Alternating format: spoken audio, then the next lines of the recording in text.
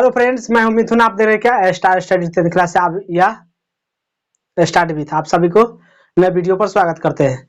आज मैं आपको बताएंगे जो आपतन दर्पण का उपयोग, जैसे आपतन दर्पण का उपयोग कहाँ कहाँ कर सकते हैं। जैसे आपतन दर्पण होता है दुनिया में जितना भी आपतन दर्पण, उसका उपयोग कहाँ कहाँ हो रहा है, कहाँ कहाँ करते हैं। आपको एग्जाम में पूछेगा जो आपतन दर्पण का दो उपयोग लिखे दो उपयोग लिखे ऐसे ऐसे, तो आपको एग्जाम के लिए इम्पोर्टेंट है और अपना समझने के लिए भी इम्पोर्टेंट है। तो इसको समझने के लिए पहले क्या करना पड़ेगा, पहले तो क्वेश्चन आपको समझना पड़ेगा। आपतन दर्पण किसे कहते हैं, पहले ये भी आपको समझना पड़ेगा। आपतन दर्पण उसे कहते हैं, आपतन दर्पण में हमेशा सीधा प्रतिबिंब बनाता है। क्या बनाता है? सीधा सीधा प्रतिबिंब। या लेंस नहीं है, लेंस दर्पण में अंतर होता है, नहीं तो कंफ्यूज कर लीजिएगा लेंस से दर्पण, ये दोनों में मिला मिला के कहिएगा जो अवतल में तो हमेशा उल्टा होता है, तो लेंस में होता है। अब जाइएगा क्या हुआ, लेंस में तो मैं दर्पण में कंफ्यूज चलेगा बाबू, मेरा दर्पण और लेंस ये दोनों में अंतर होता है बाबू। तो इसलिए आपको क्या दर्पण समझा रहे हैं। दर्पण में देखिए, अब आपतन दर्पण का उपयोग कहाँ कहाँ कर सकते हैं, ये भी आपको। आपतन दर्पण किसे कहते हैं? जिसमें सीधा प्रतिबिंब बनेगा लेकिन बड़ा प्रतिबिंब बनेगा। सीधा बनाएगा लेकिन इसमें बड़ा प्रतिबिंब बनाएगा, आपको समझना ही पड़ेगा इतना। तो आपतन दर्पण किसे कहते हैं? आपतन दर्पण उसे कहते हैं जो बाहर से पेंट किया हो, बाहर से पेंट किया हो उसे आपतन दर्पण कहते हैं। उसका प्रतिबिंब कैसा बनाएगा? बड़ा और सीधा सीधा प्रतिबिंब बनाएगा, इतना आपको समझना पड़ेगा। लेंस में इनमें कंपेयर नहीं कीजिएगा। चलिए क्वेश्चन स्टार्ट करते हैं।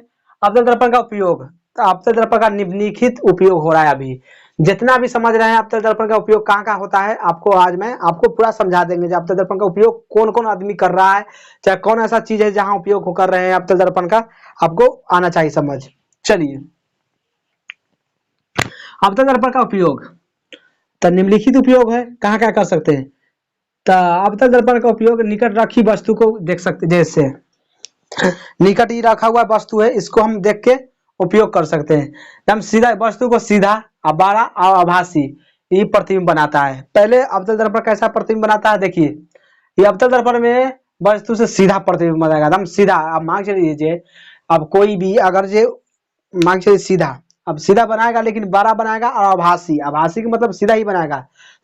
अब सीधा, अब मान के लीजिए कोई भी गाड़ी लेने जा रहा है, अब उसको उल्टा बताएगा तो मार देगा धक्का। अब धक्का मार देगा तो दिक्कत होने वाला है, तो इसलिए आपतन दर्पण का कैसा प्रतिबिंब बनाएगा? वस्तु से सीधा वस्तु रहेगा जैसे ही दिखाएगा, और बड़ा बनाएगा और आभासी प्रतिबिंब बनाता है। आपको इतना आपको याद पहले करना पड़ेगा। कहेगा आपतन दर्पण का प्रतिबिंब कैसे बनाता है? सीधा, वस्तु से सीधा, बड़ा और आभासी, ये तीनों बनाता है। वो बनाने के बाद इसीलिए बकायदा वाला आपतन दर्पण का उपयोग किया जाता है। इसको उपयोग बनाया जाता है कहाँ? दाढ़ी बनाने के लिए दर्पण। अब जैसे दर्पण होता है आईना, उसको कौन दर्पण आता है? अवतल दर्पण। ये उत्तल नहीं रहेगा, अवतल दर्पण है सीधा प्रतिबिंब बनाएगा। मतलब मान के चलिए जो उल्टा रहेगा तो ऐसे ऐसे कीजिएगा तो काटेगा इधर तो कट जाएगा इधर, और कट जाएगा तो इधर से ब्लेड भी लगेगा। तो आपको पहला समझना पड़ेगा जी अवतल दर्पण हमारा होना चाहिए, नहीं तो हम काट लेंगे दाढ़ी, दाढ़ी नहीं चमड़ी कट जाएगा। तो आपको समझना आना चाहिए। तो क्या है, दाढ़ी बनाने के लिए उपयोग किसको किया जाता है? तो अवतल दर्पण को। इतना आपको समझ आ गया। दाढ़ी बनाने में किसको उपयोग किया जाता है? अवतल दर्पण को। टॉर्च वाहन के लिए हेडलाइट लगा रहता है, या सर्च लाइट में लगा दर्पण क्या कहलाता है? अवतल दर्पण कहलाता है।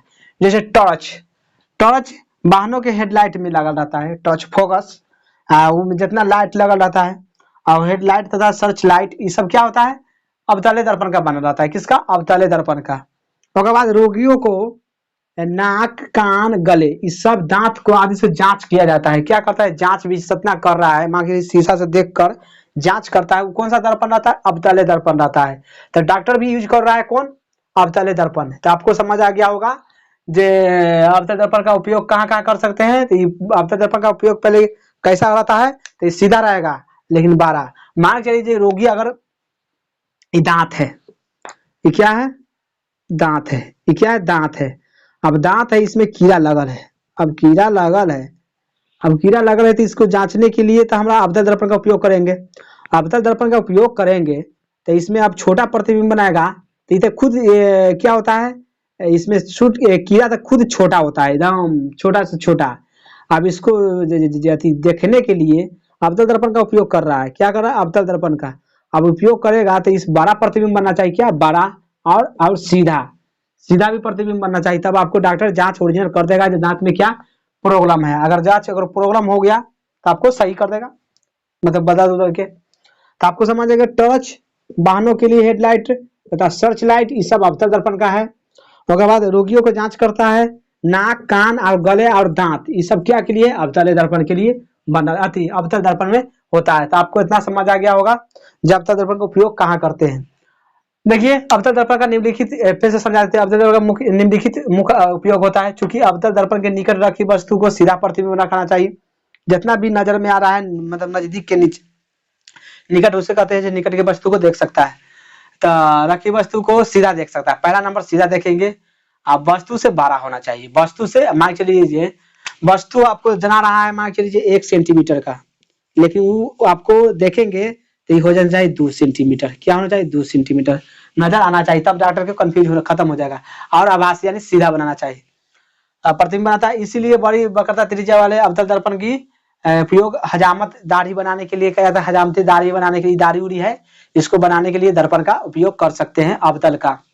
उसके बाद टच वाहनों हेडलाइट जितना भी लगा रहता है टच वाहन में, जैसे गाड़ी उड़ी में जितना भी शीशा उषा दर्पण उसमें क्या रहता है? अवतल दर्पण। उसके बाद रोगियों को नाक कान गले दांत ये सब जांच के लिए किसका उपयोग करता है? अवतल दर्पण का। तो आपको समझ हो गया होगा जो अवतल दर्पण का उपयोग कैसे कैसे आएगा। लघु अगर क्वेश्चन पूछ देगा तो आपको इतना आपको लिख देना है। 2 को उपयोग पूछेगा तो 1 और 2, अगर 3 को कहेगा तो 3 को लिख दीजिए, कोई दिक्कत नहीं है। बस आपको ऐसा लिखना है। आपको 2 नंबर चाहे 5 नंबर के क्वेश्चन आएगा, आपको बना ही देना है। तो चलिए वीडियो अच्छा लगा तो लाइक सब्सक्राइब और शेयर देखने के लिए थैंक्स फॉर वॉचिंग।